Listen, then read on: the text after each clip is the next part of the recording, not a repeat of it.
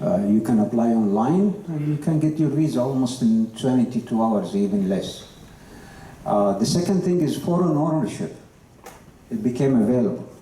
So you can have 100% foreign ownership of your own investment. You don't need a sponsor, you don't need a partner, and you can operate.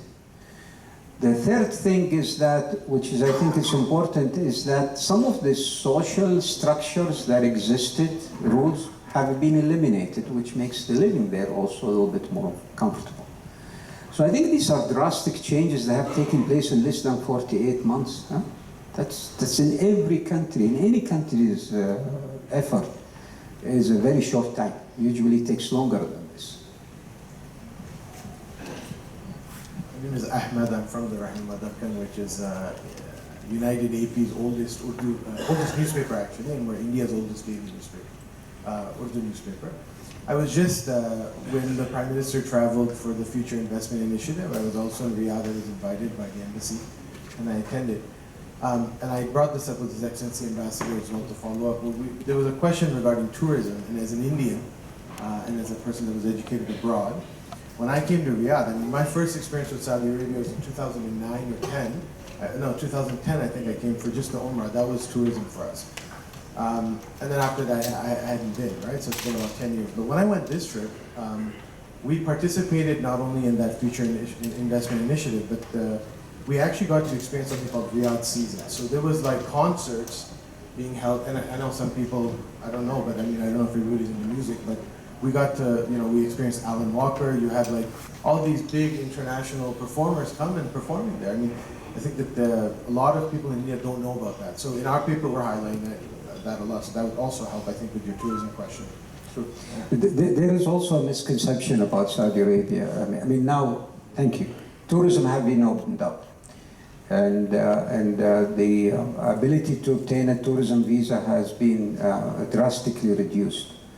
But as important, there is a general misconception about Saudi Arabia that why should I go to Saudi Arabia for tourism? It's just a desert.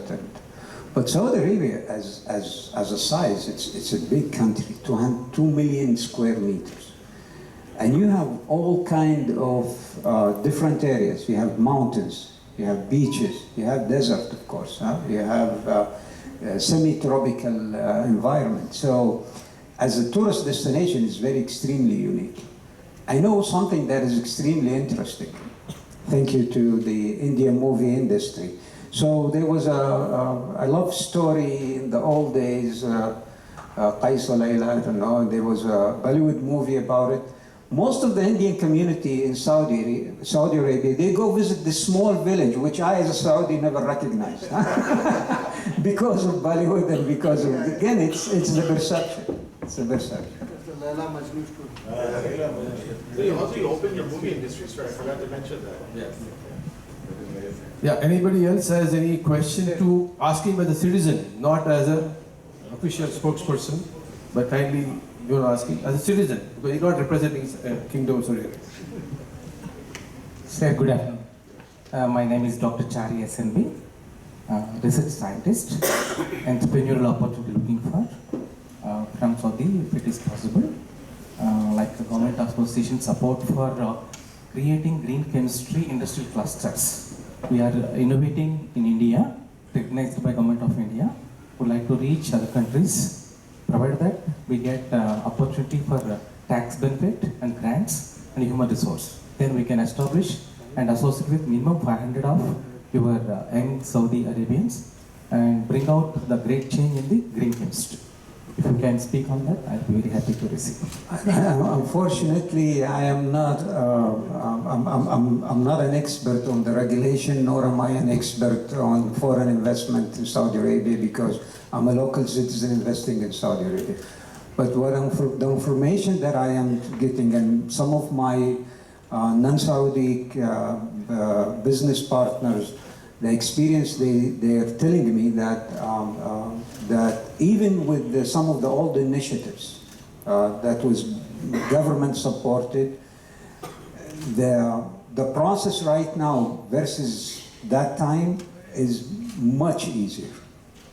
And I think this is the most important thing. And this is why I say as a Saudi citizen, this is the new Saudi Arabia, is to recognize that one day our oil will run out, and to face this reality and start changing is very critical. To move our economy from an oil-based economy to a multi-based economy, multi-activity-based economy, to open up our society, to open up our country, to our friends and colleagues and brothers is very, very important, and it needs to be done right now.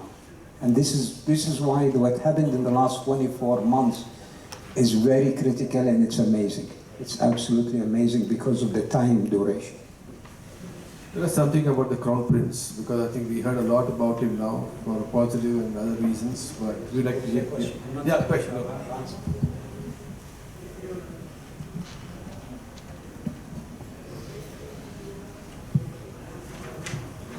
You tell us about the mineral wealths in your country. Sorry? Minerals. The minerals. Yeah, the minerals are, again, the oil have overshadowed the fact that a country as Saudi Arabia without vast land and having different type of topography and geography, that there is other minerals that exist, gold, silver, uranium,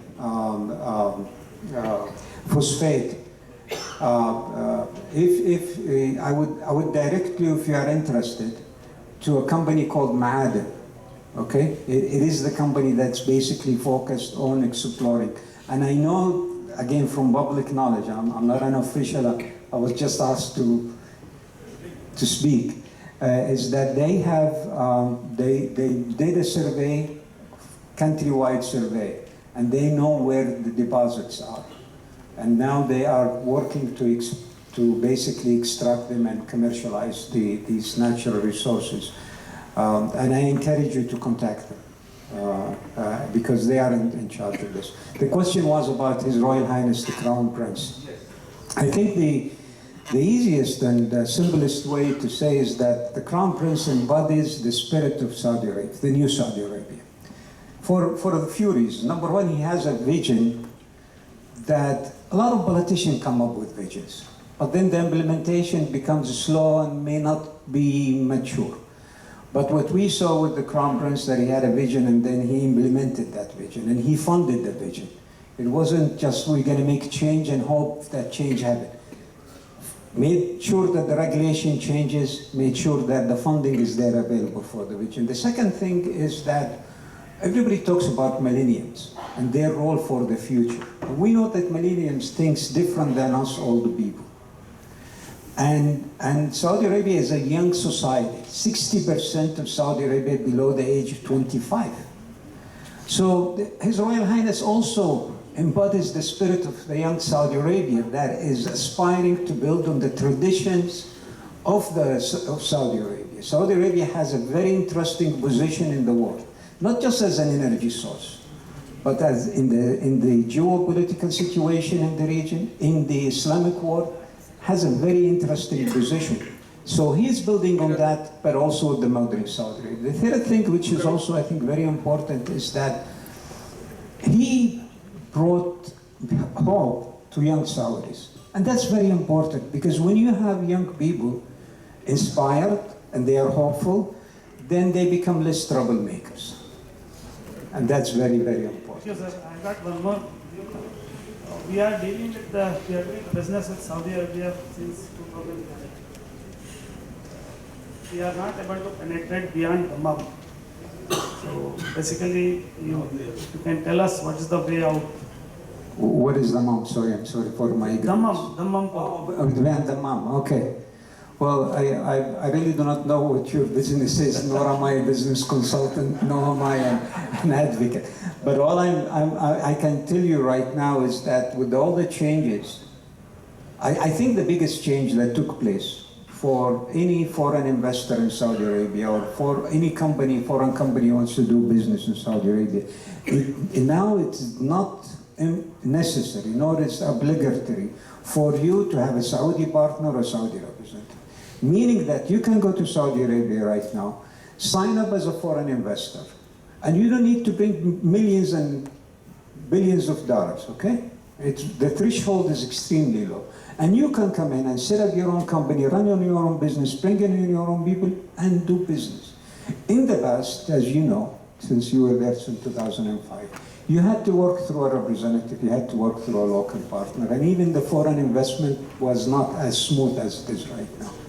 So I think this is a major change, and I'm sorry, I'm neither a consultant nor an expert in foreign investment in Saudi Arabia. I'm just trying to introduce my friends to my country and tell you my own personal experience with the positive change that's taking place. Thank you, sir. Anyway, we are working with cement and steel. Thank you. So one question, like which are the industries in Saudi which are experiencing high growth, or where there's a vision towards them becoming big industries? Because you spoke about a shift from the old oil-based economy to the new economy. So what do you see as maybe somebody who has business interests in Saudi and is actually very actively involved in the market there? Honestly, I want to give you an informative answer, and I don't have the data. But Saudi Arabia has a good standard of living. The GDP is high.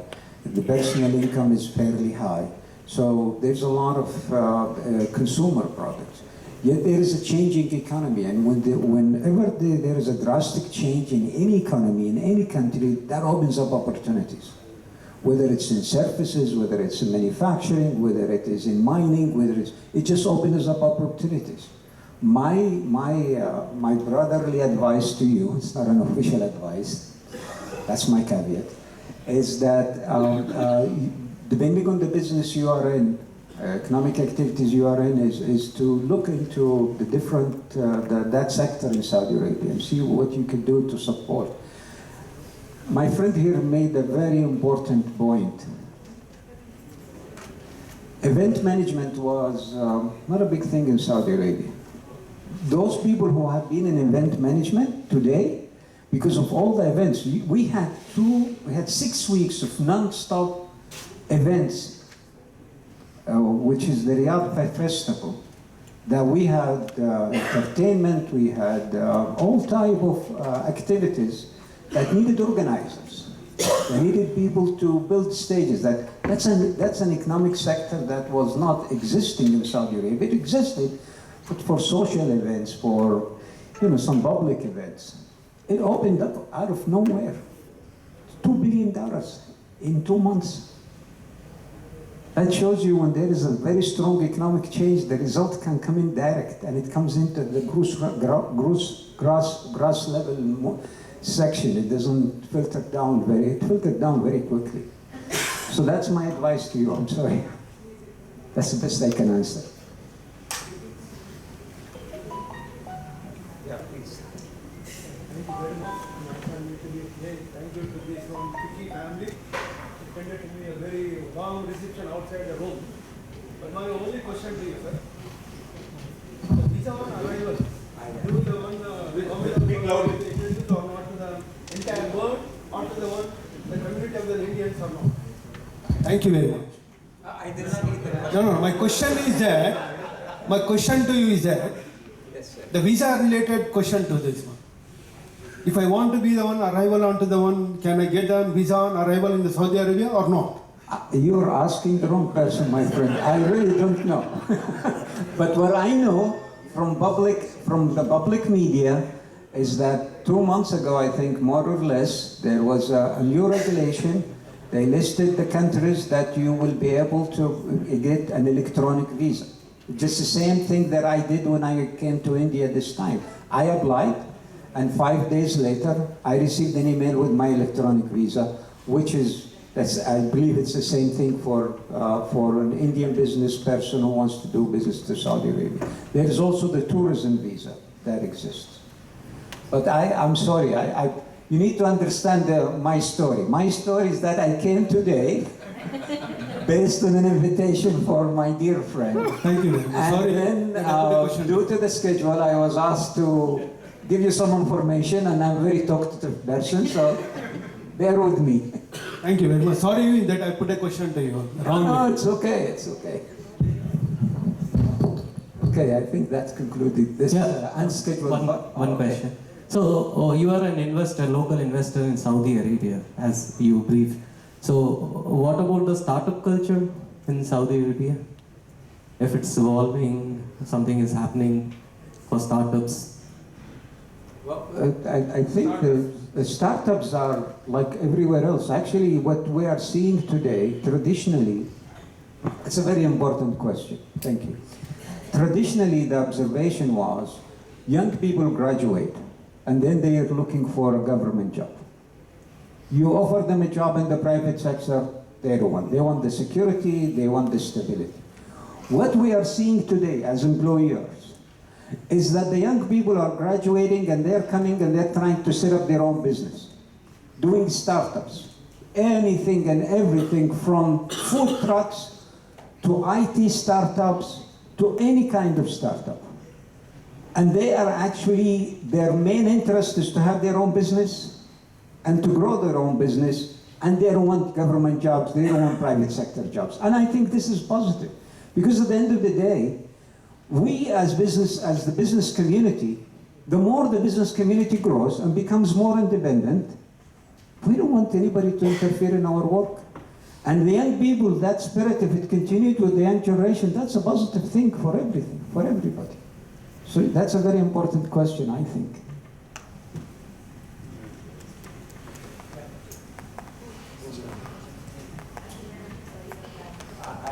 I wish I could have that kind of ability to do it.